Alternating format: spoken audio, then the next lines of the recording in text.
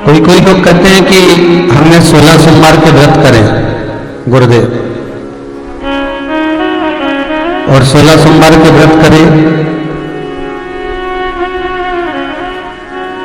उद्यापन करना है। हमने कहा पहली बार कर रहे हो कि पहले भी कर चुके हो? गुरुदेव मैंने तो 16 सोमवार कई समय से करती आ रही हूं, तो अभी भी कर है महाराज। ठीक है,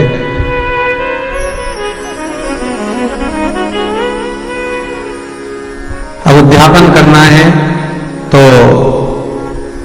मन की छोटे रूप में कर दूं, एक जोड़े को जिमा दूं और देकर बस पूजन वगैरह कराकर पूर्ण कर दूं।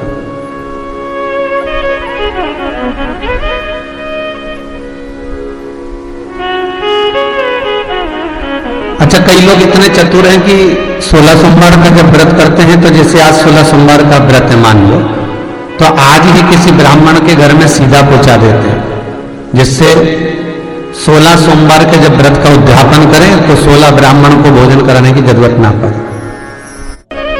व्रतों का विधान है। हम यदि भगवान का कोई व्रत कर रहे हैं, एकादशी का व्रत कर रहे हैं, द्वादशी कर रहे हैं, प्रदोष कर रहे हैं, कार्तिक पूर्णिमा का व्रत कर रहे हैं, या हम चतुर्दशी का व्रत कर रहे हैं, तीज का व्रत कर रहे हैं, छठ का व्रत कर रहे हैं, चतुर्थी का व्रत कर रहे हैं, हम जिस व्रत को कर रहे हैं,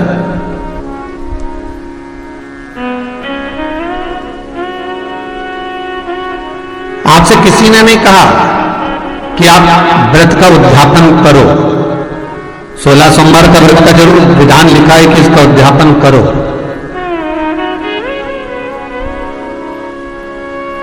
पर शास्त्र कहता है कि उद्यापन करो मना नहीं है, पर भगवान का किसी भी व्रत का, चतुर्थी हो, तीज हो, छठ हो, पंचमी हो, 14 हो, पूर्णिमा हो, जो भी आप व्रत कर रहे हो उसका यदि उद्यापन कर रहे हो तो उस उद्यापन को पूर्ण रीति से, दिल से, मन से, प्रसन्न भाव से करना,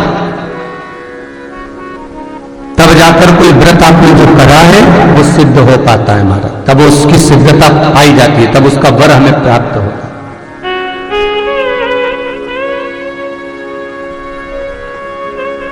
कन्या भोज कराना है, नवरात्रे,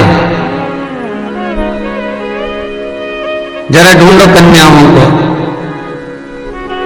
सारी कन्याओं को ढूंढ कर लाए।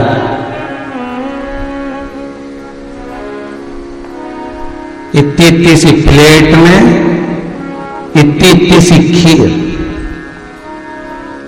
और एक एक पूरी और जरा सी सब्जी रखकर दे दिया कि अब ये कन्याएं खा लेंगी। तो पूछा गया कि ये भोजन कन्याओं के लिए? हाँ। तो इतना इतना सा क्यों रखा? तो कहा महाराज जी बात इतनी सी है कि वो सब दूर से खा के आई है ना, तो कुछ खा तो सकती नहीं। और जितने भी श्रोता भाई बहन टीवी के सामने बैठे हैं, फेसबुक यूट्यूब पर सुन रहे हैं, मोबाइल पर सुन रहे हैं, बड़ी सावधानी से सुनना, बड़ा सुंदर संवाद। शायद हमसे भी ये गलतियां बहुत होती हैं और हम इसको सुधार लें, हम इन गलतियों से थोड़ा सुधार लें।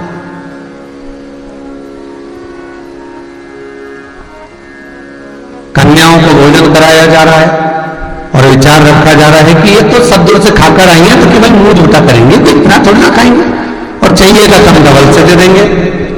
जब तुम्हें मालूम है कि नवमी के दिन, अष्टमी के दिन कन्याएं सब दूर भोजन कर कर आती हैं और उनका मुख झूठा कराने का क्रम तुमने करा, उसका कोई पुण्य मिला क्या तुमको? जब कन्याओं को भोजन कराया जाए, जिस ब्राह्मण को, जिस अतिथि को हमने बुलाया है, उसको जब तक तृप्ति ना हो तब तक हमें व्रत का, उद्यापन का, पूजन का कोई पुण्य प्राप्त नहीं होता।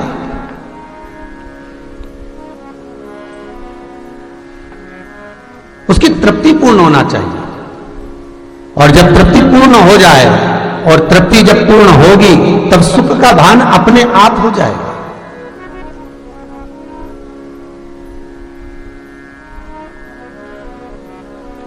महाराज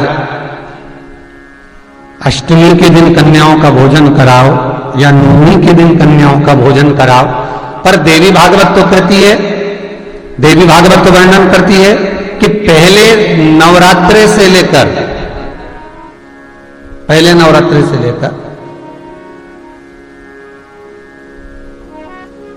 नौमी तिथि तक जितने दिन देवी के होते हैं, प्रत्येक दिन में आप किसी भी दिन कन्याओं का भोजन करा सकते हो, पहली रात्रि से लेकर, पहला दिन से लेकर।